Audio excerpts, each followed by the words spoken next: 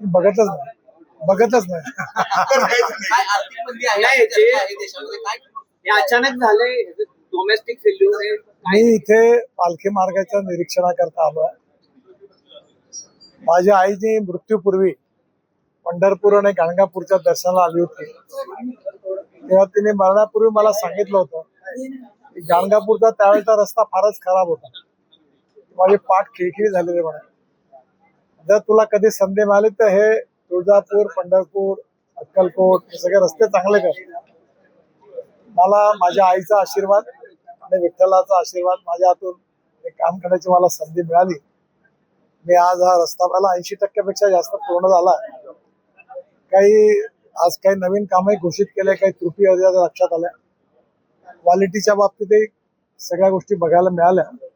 साधारणतः डिसेंबरच्या 4-6 महिन्यात रस्ता पूर्ण होईल आणि इथल्या विशेषतः जे आपले पालखी घेऊन या ठिकाणी वारकरी येतात त्यांच्याकरता वेगळा मार्ग केलेला आहे. या निमित्ताने त्यांना नक्की जो त्रास होता त्यातून दिलासा मिळेल आणि त्यांचा आशीर्वाद हे माझ्याकरता पूर्ण.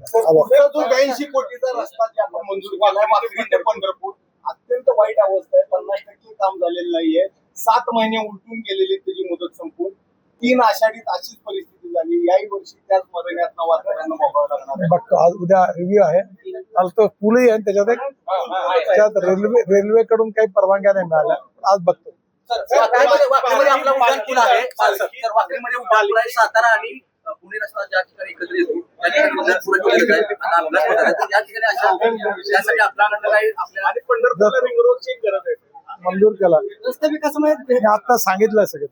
रस्ते विकासामुळे देशाचा चेहरा मला बदलला आहे. केंद्रीय मंत्री नितीन गडकरी साहेब स्वतः समाधानी आहेत का अजून त्यांना काही प्रगती आहे? काम करत राहिलं पाहिजे.